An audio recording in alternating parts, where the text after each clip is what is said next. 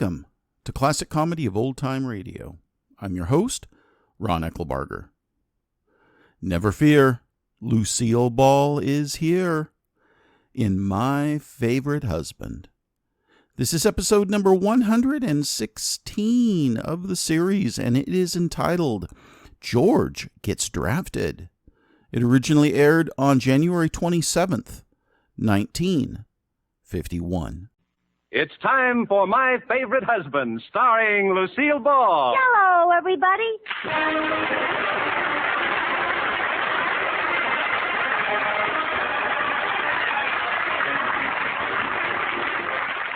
Yes, it's the Gay Family series starring Lucille Ball with Richard Denning, transcribed and brought to you by the Jell-O family of Red Letter Desserts. Oh, the big red letters stand for the Jell-O family. Oh, the big red letters stand for the Jell-O family. That's Jell-O, yum, yum, yum. Jell-O puddings, yum, yum, yum. Jell-O tapioca pudding, yes, sirree. And now Lucille Ball with Richard Denning as Liz and George Cooper, two people who live together and like it.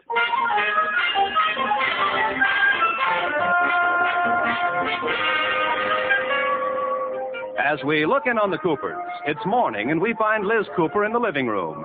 Katie, the maid, has just brought in the mail. Here you are, Mrs. Cooper. Here's the morning mail. Oh, thanks, Katie. Ooh, good. There's a big stack of it. Let's see now. One for George, and one for George, and one for George. One for George. Oh, don't feel bad, Mrs. Cooper. I'll write you a letter. Wouldn't do any good. The postmaster doesn't like me. If I don't get some mail pretty soon, I'm going to take from another company. Oh, Mrs. Cooper. Anyway, George got enough for both of us. Look at this letter, Katie. It's from his college. Oh, I hope it isn't another meeting of the Pep and Rally Committee. He's still on that, you know. Isn't Mr. Cooper rather old for that sort of stuff? Old? Why, Katie, George is young, vibrant. That's what I love about him. He stays so healthy and strong and young. Yes, Mrs. Cooper.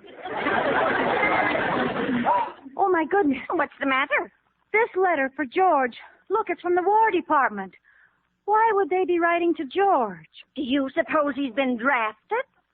Drafted? What do they want with an old man like him? I don't know. The flap certainly stuck tight. Wait a minute. I think if I scrunch up the envelope, I can peek in through the little window in the front. Is that ethical? Certainly. They put the window there, didn't they? They didn't want people to peek in. They would have put a shade on it. That makes sense. Now, let's see.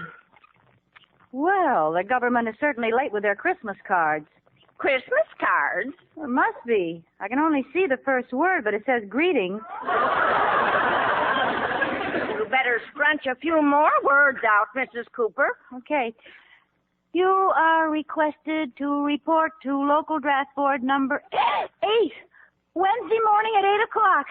Katie, George is being drafted. Oh, dear, this is terrible. Well, that's the thanks you get for doing a good job. Good job. Yes, George won the last war for them. Now they want him to do it all over again.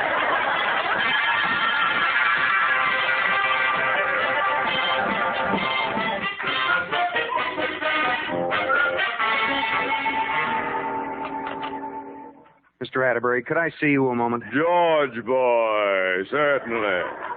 Come in. Now, what is it? I wonder if I could have a day off next week. What? Well, it's pretty important, or I wouldn't ask. I have to go down to the draft board. George, boy, congratulations. I'm proud of you. One of our boys going into the service. And I was just going to give you a raise, too. Well, don't you worry. We'll hold your job for you. Here, have a cigar. Thanks, Mr. Atterbury. But you don't understand. I'm just filling in on the draft board for a friend of mine, Dave Janis. Oh, you're not being drafted? Oh, I'm just serving on the board. Give me back the cigar. Well, it's sure nice to know you're going to give me a raise. Raise? I was afraid of that. But understand, boy, you can still have your job back. Oh, thanks. I'll only be gone a day. Well, it's all right. You can work on the next holiday and make it up. Well, I don't know yet what day I'm supposed to serve. I should have a letter at home telling me when. Well, boy, actually, you're doing a great service. It's important to serve on the draft board. I did it during the last war, you know. And incidentally, let me give you a word of advice. Yes, sir. Don't tell Liz what you're doing. Oh, why not? Well, I made the mistake of telling Iris when I was on the board. All the women in her bridge club were on my neck. Women? Yes, they gave me the choice of stationing their sons near home or making them 4-star generals. Say, I never thought of that. Well, I won't mention a word to Liz. Good, good. Oh, and, boy, I'm sorry I was a little brusque a moment ago. About what I promised you, you can have it. The raise? No, the cigar.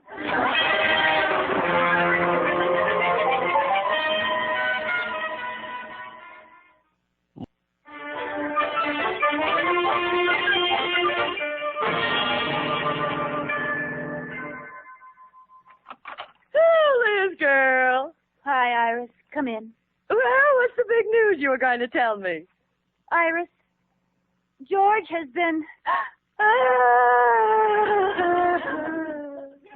Huh?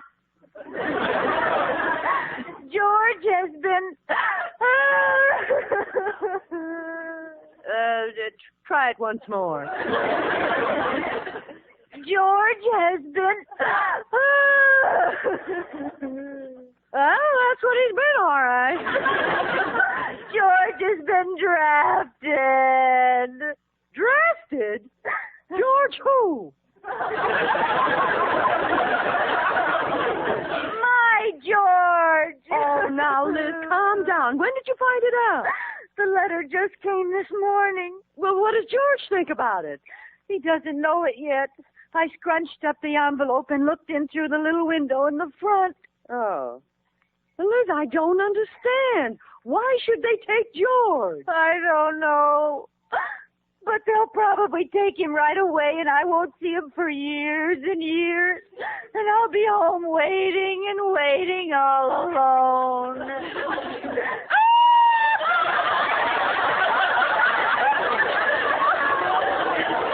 Oh, well, now, don't you cry, Iris. You've got to help me be brave. I was just thinking about Rudolph. But they won't take him. I know, that's why I'm crying. Oh, I don't mean that. I'm so upset I don't know what I'm saying. Iris, we mustn't cry like this. Here's a clean hanky. Thanks. You're right, girl. Crying doesn't help. We've got to be brave. It's up to women to be strong in a moment of crisis. Atta girl. No more tears. No more tears. We won't even think about it. No. What's new, Iris? Nothing. What's new with you? Nothing.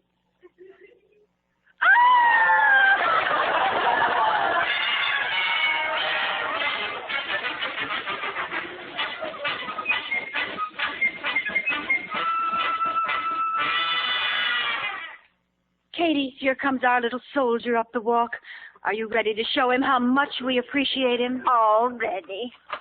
Hi, everybody. Hi, George, you big, adorable husband, you. Hi, Mr. Cooper, you big, wonderful boss, you. Give me a kiss. Me too. What? I mean, give me your hat. Well, what brought this on? Nothing. We're just glad to see you, that's all. Come on in the living room. Yeah, well, wait, Your easy chair is just waiting for you. Well, but I have... Now sit down and get cozy, George. Here's your pipe. And here's your slippers. Well, thanks, but you see, And here's the evening paper. And here's your smoking jacket. Now, first the left arm, Well, but darling. Liz... Now the right arm. Katie... There. Now, do you need anything else to make you comfortable, darling? Yes, I'd like to get up and take off my overcoat. Oh, sorry. What's going on around here anyway? Why, nothing, George. Katie and I just want to make you happy, that's all. Well, okay, but something tells me this is going to cost me money. Was there any mail? Yes, dear. It's right there on the table. I'll go put dinner on. Bill.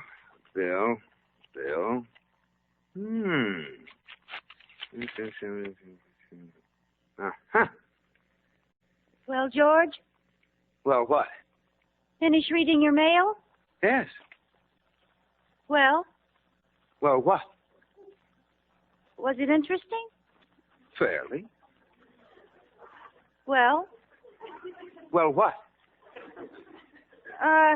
Honey, is there something on your mind? no, I'll go help Katie with dinner. How's he taking it, Mrs. Cooper? Katie, you know what he's doing. He's keeping it from me. He's sparing me until the last possible moment. Wouldn't you know Mr. Cooper would act like that? Bless his brave little heart. If he can keep a stiff upper lip, so can I. Come on, George. Dinner's ready. Good, I'm starved. Smells wonderful. What are we having? Turkey and dressing and candied sweet potatoes.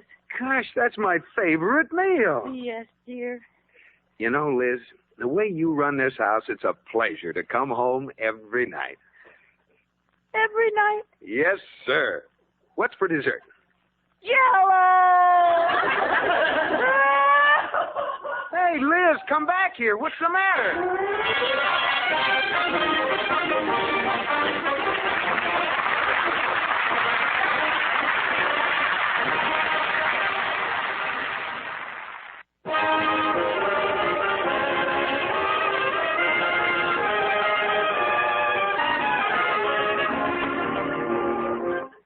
As we look in on the Coopers once again, Liz mistakenly thinks George has been drafted and is trying to be brave about the whole thing. Well, all she's succeeded in doing so far is completely confusing George, as Mr. Atterbury is finding out. George, boy, may I talk to you a minute? Oh, certainly. Come on in, Mr. Hathaway. George. Oh, Mr. Atterbury. That's right. Atterbury. You may recall me. I've been your boss for 10 years. Oh, I'm sorry, sir. I've been a little vague all day. A little vague. Boy, that's what I want to talk to you about. Here, can you identify this? My lunch. I wondered where that had gone. Oh, it's all right, George. We found it in the filing cabinet. Oh, gee, that was stupid of me. Well, I'll say this, boy. You aren't completely gone. It was filed under L.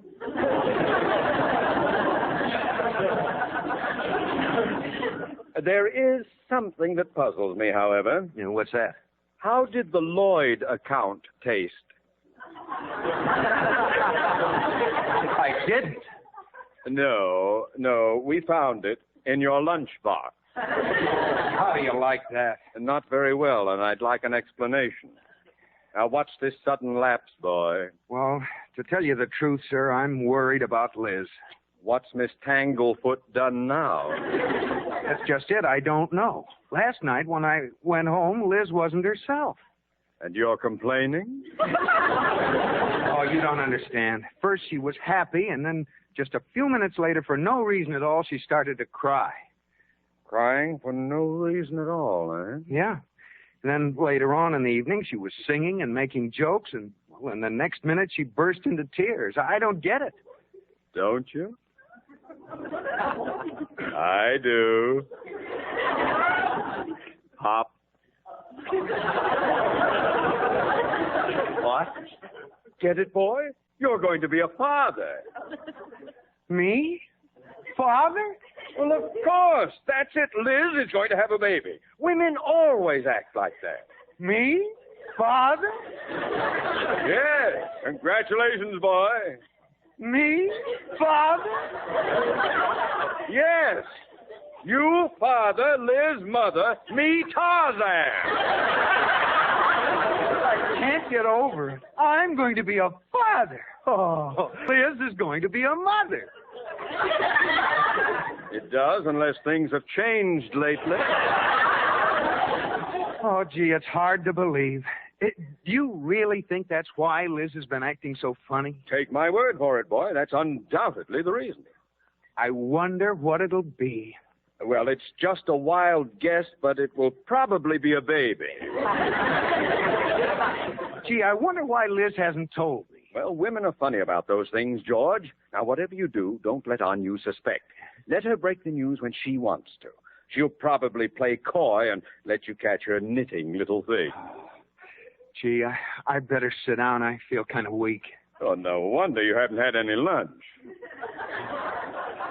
Yeah, that's right. I'd better eat and keep up my strength. After all, I'm eating for two now.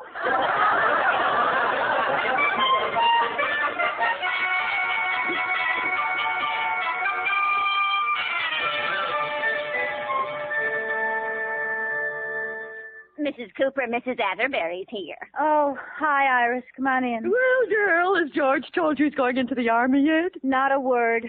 Sometimes I think he doesn't plan to tell me at all. Doesn't he think you'll get suspicious after he's gone 2 or 3 months?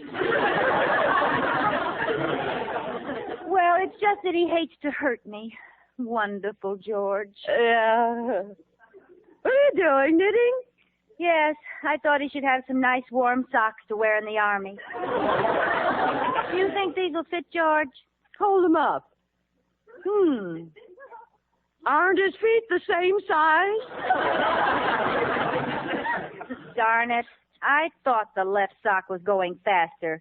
Well, I'll have to rip the foot out. Well, I better run along and let you finish them. Yeah, I have to get them finished before George gets home. He gets drafted tomorrow morning, and I can't let him see me knitting these. He doesn't suspect that I know. Yeah, well, I'll let myself. I'll see you tonight for canasta. Yeah, I hope George has told me by then. Then we can all talk about it. Oh, yes, I've been dying to tell Rudolph. Don't you dare. Well, so long, girl. Happy knitting. Knit 1, purl 1, knit 1, purl 2, oops, drop 1. Iris, did you forget something? No, honey, it's me. Iris just left. George, don't come in. Hello. Hey, what's the wait. matter with you, Liz? Nothing. Nothing, huh?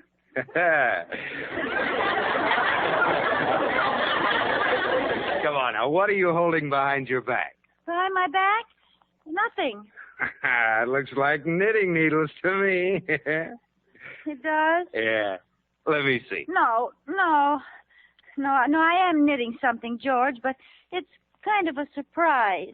All right, honey. Don't you show it to me until you get good and ready. I'll get it. No, I'll get it. Oh, but you have to save your strength. No, you have to save your strength. Well, somebody should get it. I will. You just sit right there, Mother. Well, you don't have to get nasty about it.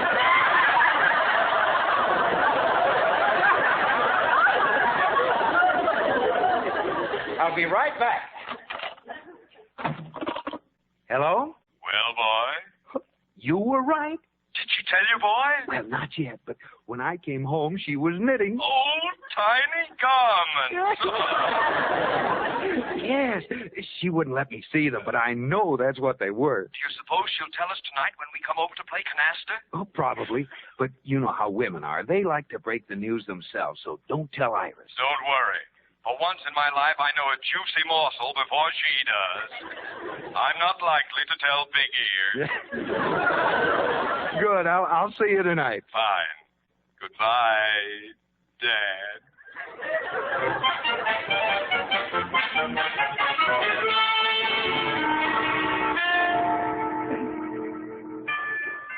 I'll get it, honey. No, I'll get it. It's probably the Atterbury. I'll get it. Now, you stay right there in that chair. Well, all right. I can't go anyway. You haven't let me move for 2 hours. My foot's asleep.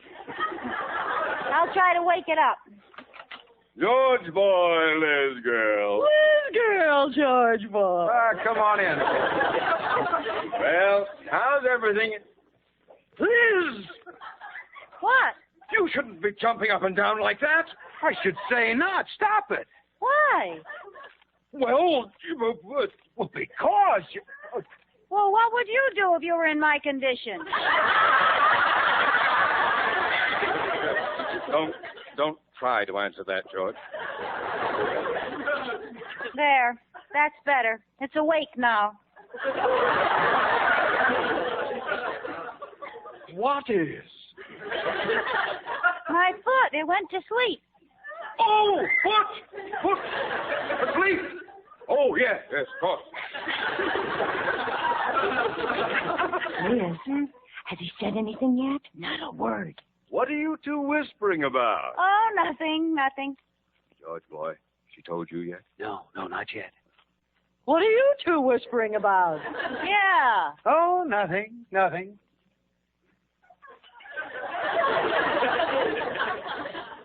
Look, group. Fellow whisperers, I have a feeling that there is someone in this room who has something to tell the rest of us. Now, why not come out with it? Good idea. Fine. Yeah, come on.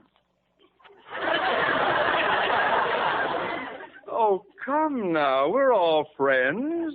Out with it. There's no need to hide things any longer. Of course not. No. Let's have it.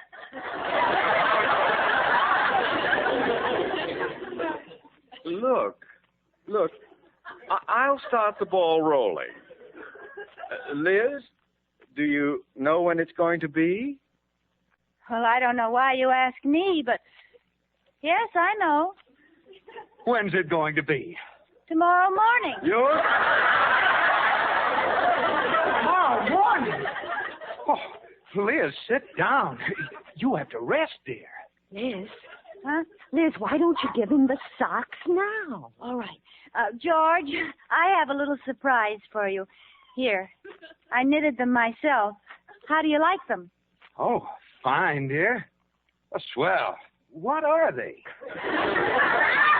Oh, George, anyone can see what they are. Sure. They're two little pullover sweaters with hoods. Oh, Two? Oh, why two, Liz? well, George, after all, that's the normal number. Yes, I thought you'd look pretty silly walking around with one. Maybe you'd like three? No, two will be fine. George, I only want to say one thing. I'm proud of you. So am I. Oh, tomorrow's going to be the happiest day of my life. What? Are you glad? Well, certainly I'm glad, aren't you? I should say not. I'm mad. You know who's to blame for the whole thing, don't you?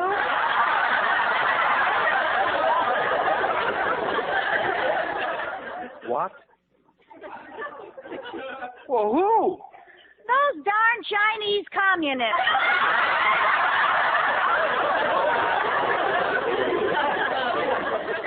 Oh, yeah.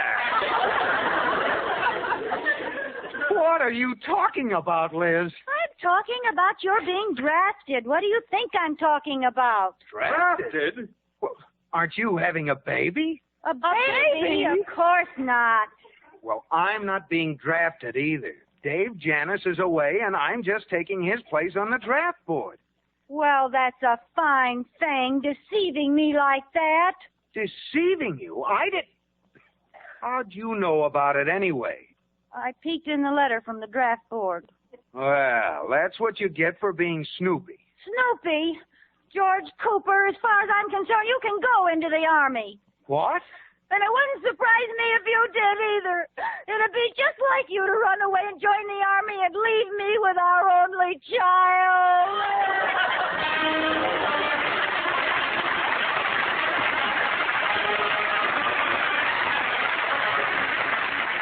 You have been listening to My Favorite Husband, starring Lucille Ball with Richard Denning, and based on characters created by Isabel Scott Rorick. Tonight's transcribed program was produced and directed by Jess Oppenheimer, who wrote the script with Madeline Pugh and Bob Carroll Jr. Original music was composed by Marlon Skiles and conducted by Wilbur Hatch. Mr. and Mrs. Atterbury were played by Gail Gordon and Bea Benaderet. The part of Katie the maid was played by Ruth Parrott. Be sure to watch for Lucille Ball as a would-be cosmetic dealer in her latest Columbia picture, The Fuller Brush Girl. Bob Lamont speaking.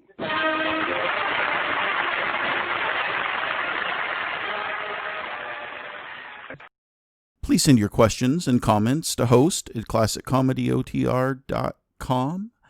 Come back next Monday for the next episode of My Favorite Husband, and check in on Wednesday for the next installment of The Pepsodent Show, starring Bob Hope. Please go to our website, classiccomedyotr.com.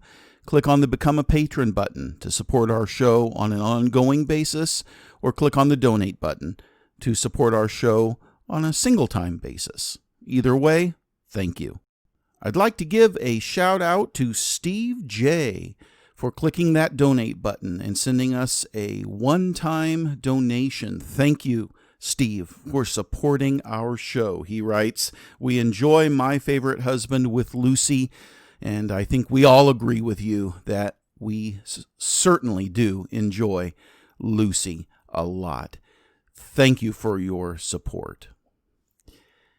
Until next time, in the words of Tallulah Bankhead, if I had to live my life again, I'd make the same mistakes, only sooner.